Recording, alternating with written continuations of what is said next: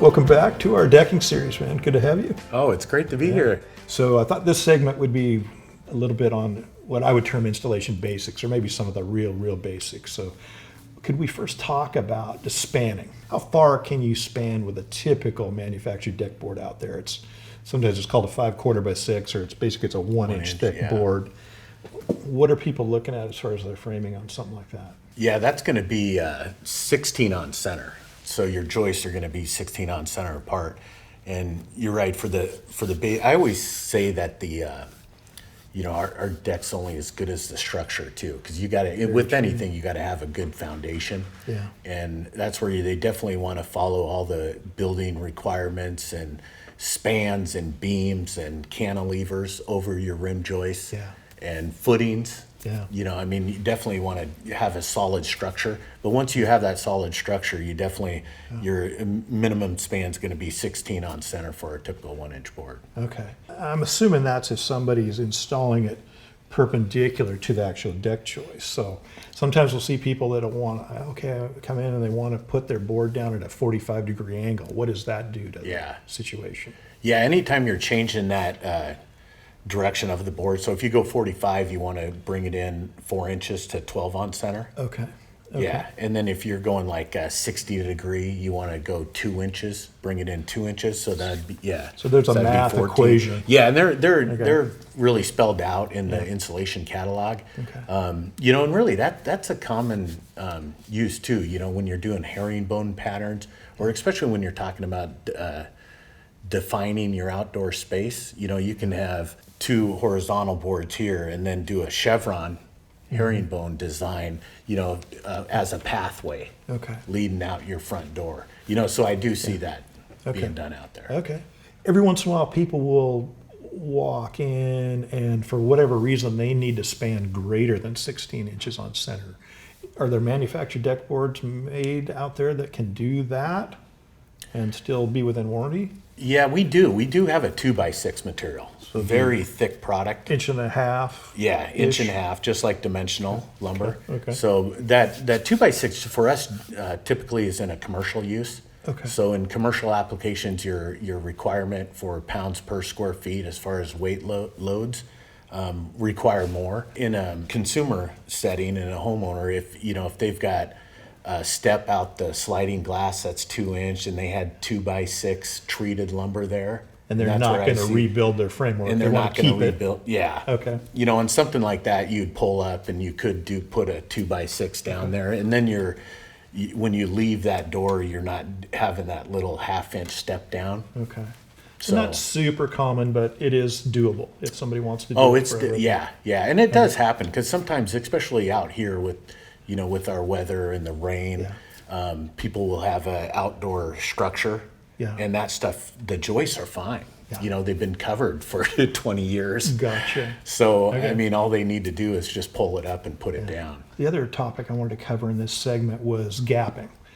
And it seems like that's something you and I see, and it can vary, but I know there are recommended best practices in the installation guides, things like that. And people can fudge a little bit on their environment, but in general, what's a gap between boards? And you want 3/16. So 3/16 is ideally. You want that space in between. So the reason for that is obviously to allow some moisture to go through, a certain amount of debris. Definitely airflow and debris. And in our environment, with as much rain as we get, you definitely want that to be able to go through somewhere too. Yeah, okay. Yeah. And I would imagine, depending on what's going on, if you've got trees and a bunch of crazy organic stuff that's coming down on your deck, you might choose to even do a little bit more. Yeah, so you could go up to 3/8, but a bigger gap's just going to be lower maintenance, really. Gotcha. The other thing when it comes to gapping, maybe a little bit more involved, but end to end. I know you and I in this series will talk about ways to potentially avoid butt joints totally, but if somebody's going to build where they do have the board butting together, what are the minimums there? And that's a very important one, because our boards do come in 12, 16, 20-foot lengths. And if our product's going to expand and contract, it's going to be that lengthwise.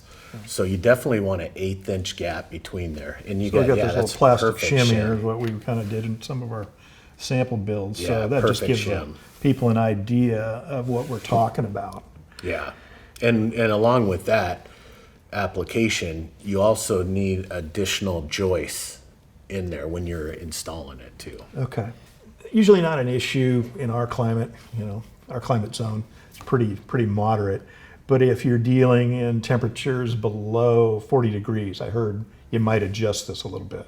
Just a little bit bigger gap. Yeah, if you're doing it in colder climate, yeah, under 40 degrees, you want to come back a little more. I think it yeah. comes down to 3/16. Okay. Yeah, so when the board's expanding out, because if you have big weather shifts, you definitely want a bigger gap when installed in cold weather. Yeah. So like in warm weather, you can do that 1/8 and it will come back to that Gotcha. 3/16. Okay. Yeah, so these are the cap composites, which are super popular out there these days. There's some PVC decking out there, and it seems like that's a little bit different animal. And I think you and I decided it's really bad. If somebody has that kind of product they're putting down, they really should read the installation guide, because it moves a little bit differently than this. Yeah, and we had a product, Trex Escapes years ago, and kind of just right before the Transcend product came out. But with that product, you definitely want to read the installation book, and even with ours too as well. There's still some things you need to do with this product as well. But PVC works differently. It kind of expands and contracts between screws, where our product's going to go throughout the length. So you really need to fasten that stuff down. Oh. So even at the end, you would require like a toenail screw that Yeah. you put right in that groove, about 1 inch off, to really secure that profile down there. Yeah. I can't encourage the viewers of this series enough to, if they do have a PVC product, to really think about it. Because I heard from our friend Gary Cass, we were having a conversation. He talked about PVC trim materials, and it was a Midwest climate zone, and a guy was installing in the winter, just putting PVC trim on a house. Well, he's probably working in maybe 30-degree weather, so he's planning, basically gapping based on that 30-degree temperature. Well, the pile he was pulling material from was over in the yard, and the sun came out, and it started heating the product. So it really boiled down to what the temperature of the product is. So that's another pro tip. Yeah, that's a great point. We have a product named Trex Rain Escape that actually creates a dry space underneath the deck. Right. And with that product, you guys stock it in your stores at 70 degrees. We wish it was 70 degrees. And then it goes, and then it goes to the job site that is, 40 degrees. Yeah. And so when that product gets shipped to the job site, it's sitting out there. And if they install it right away, it's going to have little ripples to it. So let it adjust to the temperature at the job site and then install it in that. Yeah. Okay. Yes, very important. Yeah. I think great information, great segment. Thank you, sir. Appreciate it. All right. You're welcome. Thank you.